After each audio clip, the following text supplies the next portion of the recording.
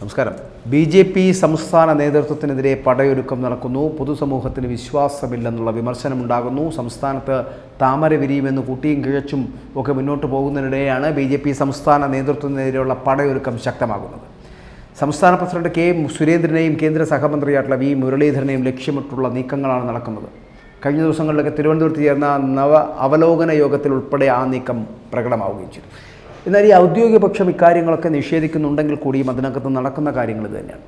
ഔദ്യോഗിക പക്ഷത്തു നിന്നല്ലാതെ BJP സ്ഥാനാർത്ഥികൾക്കെതിരെ തിരഞ്ഞെടുപ്പ് സമയത്ത് ഉയർന്ന ആരോപണങ്ങളെയും ഒപ്പം തന്നെ എതിരാളികളെയും പ്രോത്സാഹിപ്പിക്കുന്ന ഒരു നിലപാടാണ് ഔദ്യോഗിക പക്ഷത്തിലെ നേതാക്കളിൽ ചിലർ സ്വീകരിച്ചത് എന്ന ആക്ഷേപവും ഏതൊരു വിഭാഗം ഉന്നയിക്കുന്നുണ്ട്.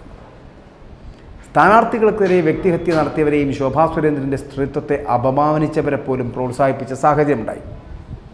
തെരഞ്ഞെടുപ്പ് സമയത്ത് പോലും ഇങ്ങനെ ഗ്രൂപ്പിൻ്റെ അടിസ്ഥാനത്തിൽ ഈ ഔദ്യോഗിക നേതൃത്വം അവരുടെ പെരുമാറ്റമാണ്, അവർ പെരുമാറിയതിൽ കടുത്ത അതൃപ്തിയിലാണ് BJPയിലെ ഒരു വിഭാഗം എന്ന് പറയുന്നത്. തെരഞ്ഞെടുപ്പ് ഫലപ്രഖ്യാപനം വന്നാലുടൻ തന്നെ K. സുരേന്ദ്രനെ സംസ്ഥാന അധ്യക്ഷ സ്ഥാനത്ത് നിന്ന് മാറ്റണമെന്ന നിലപാടിലാണ് ആ ഒരു കൂട്ടർ. K. സുരേന്ദ്രനും V. മുരളീധരനും ഔദ്യോഗിക പക്ഷത്തല്ലാത്ത സ്ഥാനാർത്ഥികളുടെ വിജയസാധ്യതയെ ബാധിക്കുന്ന തരത്തിൽ സംഘടനാപരമായിട്ടുള്ള നീക്കം നടത്തിയെന്ന ആക്ഷേപവും അവർ ഉന്നയിക്കുന്നുണ്ട്. ശോഭാ സുരേന്ദ്രനെ മാത്രം കുറ്റക്കാരിയാക്കിയുള്ള നീക്കങ്ങൾക്ക് പിന്നിൽ ഔദ്യോഗിക നേതൃത്വത്തിൻ്റെ പിന്തുണയുണ്ട് എന്നുള്ളൊരു ആക്ഷേപവും അവർ തന്നെ ഉന്നയിക്കുന്നുമുണ്ട്. കാര്യങ്ങൾ ബോധ്യപ്പെടുത്തിയിട്ടും കേരള പ്രഭാരി പ്രകാശ് ജാവ്ദേക്കർ യഥാസമയം വിഷയത്തിൽ ഇടപെട്ടില്ലെന്ന പരാതി കൂടി അവർക്കുണ്ട് എന്നുള്ളതാണ്. ഇവിടെ 4 മണ്ഡലങ്ങളിൽ വിജയിക്കുമെന്നും 2 ഇടങ്ങളിൽ 2ാം സ്ഥാനത്ത് എത്തുമെന്നുള്ള അവലോകനമാണ് ആ അവലോകന യോഗം നടത്തിയത്. എന്നാൽ ചില മണ്ഡലങ്ങളിലെ സ്ഥാനാർത്ഥികളെ തോൽപ്പിക്കാൻ വേണ്ടിയിട്ട് ഔദ്യോഗിക വിഭാഗത്തിൽ ചിലർ ശ്രമിച്ചു എന്നുള്ള ആക്ഷേപം ഉയർന്നതായിട്ടാണ് വിവരം വരുന്നത്. തിരുവനന്തപുരം, പത്തനംതിട്ട, ആലപ്പുഴ എന്നിവിടങ്ങളിൽ BJP സ്ഥാനാർത്ഥികളെ തോൽപ്പിക്കാൻ വേണ്ടിയിട്ട് ഇത്തരത്തിലുള്ള ശ്രമം നടന്നെന്ന മാധ്യമ വാർത്ത പാർട്ടി പരിശോധിക്കണമെന്ന ആവശ്യം ഒരു ജില്ലാ പ്രസിഡന്റ് യോഗത്തിൽ ഉന്നയിക്കുകയും ചെയ്തു. ശോഭാ സുരേന്ദ്രൻ്റെ വെളിപ്പെടുത്തലുകൾ പിണറായി വിരുദ്ധ ഇടത് ഭരണവിരുദ്ധ വികാരം BJPക്ക് അനുകൂലമാക്കാൻ കാരണമായി എന്ന് തൃശ്ശൂരിൽ നിന്നുള്ള സംസ്ഥാന ഭാരവാഹിയൊക്കെ യോഗത്തിൽ പറയുകയുണ്ടായി. എന്നാൽ ഈ ദല്ലാൽ നന്ദകുമാർ ശോഭാ സുരേന്ദ്രൻ്റെ സ്ത്രീത്വത്തെ അപമാനിച്ചിട്ട് പോലും BJP എന്ന് പറയുന്ന പാർട്ടി പ്രതികരിക്കാത്തത് സ്ത്രീ വോട്ടർമാരിലും പ്രവർത്തകരിലുമൊക്കെ ഔദ്യോഗിക നേതൃത്വത്തിനെതിരെയുള്ള അവമതിപ്പുണ്ടാക്കി എന്നുള്ള വിമർശനം കൂടി യോഗത്തിലുണ്ടായി. BJPയിൽ ചേരാനെത്തുന്ന മറ്റു പാർട്ടികളുടെ നേതാക്കൾ ഔദ്യോഗിക നേതൃത്വത്തെ സമീപിക്കാത്തത് BJP സംസ്ഥാന നേതൃത്വത്തിൽ കേരളത്തിലെ പൊതുസമൂഹത്തിന് വിശ്വാസമില്ലാത്തത് കൊണ്ട് എന്ന് എറണാകുളത്തു നിന്നുള്ള ഒരു നേതാവും യോഗത്തിൽ ഉന്നയിച്ചതായാണ് വിവരം ലഭിക്കുന്നത്.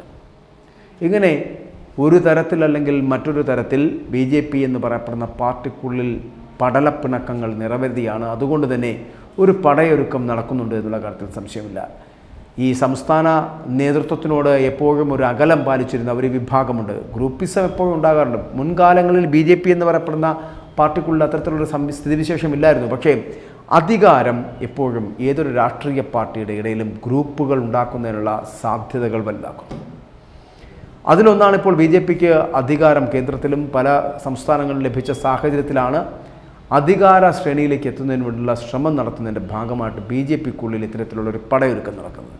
പക്ഷേ അതിനകത്ത് BJPക്കുള്ളിൽ തന്നെ ഉള്ളവർ പറയുന്ന പോലെ ശോഭാ സുരേന്ദ്രനുമായി ബന്ധപ്പെട്ട് വരുന്ന വിഷയങ്ങളിൽ എന്തുകൊണ്ടാണ് സംസ്ഥാന നേതൃത്വം കൃത്യമായി പ്രതികരിക്കാത്തത് എന്നൊരു ചോദ്യമുണ്ട്. അത് അവമതിപ്പുളവാക്കിയിട്ടുള്ളതാണ് എന്നാണ് പറയപ്പെടുന്നത്. എന്തുകൊണ്ട് ഇടപെട്ടില്ല?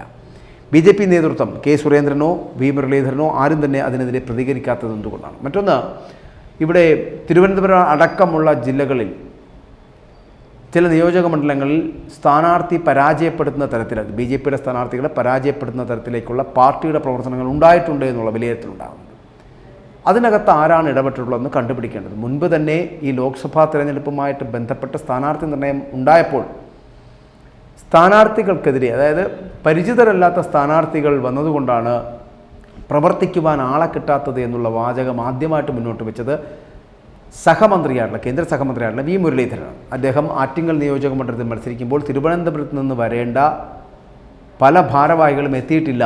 അതായത് പരിചിതനായ സ്ഥാനാർത്ഥിയല്ല തിരുവനന്തപുരത്ത് ഉള്ളത് എന്നുള്ളത് കൊണ്ടാണ് അദ്ദേഹത്തിനോടൊപ്പം, അതായത് രാജീവ് ചന്ദ്രശേഖരനോടൊപ്പം ബാക്കിയുള്ള BJP നേതാക്കൾക്ക് പോകേണ്ടി വന്നത് എന്ന് പറഞ്ഞു വച്ചത് V. മുരളീധരനായിരുന്നു. അതൊന്നാമത്തെ വെടിപൊട്ടിക്കലായിരുന്നു. ഈ അവലോകന യോഗത്തിൽ അത്തരത്തിലുള്ള വാദഗതികൾ ഉണ്ടായിരുന്നു, വിമർശനങ്ങളും ഉണ്ടായിരുന്നു.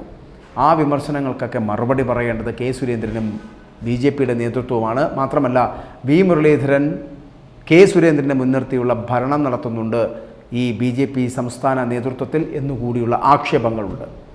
അപ്പോൾ വി മുരളീധരനും കെ സുരേന്ദ്രനും ചേർന്നുള്ള ഒരു ഗ്രൂപ്പിസമാണ് നടന്നുകൊണ്ടിരിക്കുന്നത് എന്നുള്ള തോന്നൽ ബി ജെ പിക്കുള്ളിലെ ഒരു വിഭാഗത്തിനുള്ളത് കൊണ്ടാണ് ഇപ്പോൾ അതിനകത്തൊരു പടയൊരുക്കം ഉണ്ടാകുന്നത്. എന്തായാലും ജൂൺ 4 തിരഞ്ഞെടുപ്പ് ഫലപ്രഖ്യാപനത്തിന് ശേഷം ബി ജെ പിക്കുള്ളിൽ ഒരു ഉടച്ചുവാർക്കൽ ഉണ്ടാകുമെന്നുള്ള കാര്യത്തിൽ ഒട്ടും സംശയമില്ല.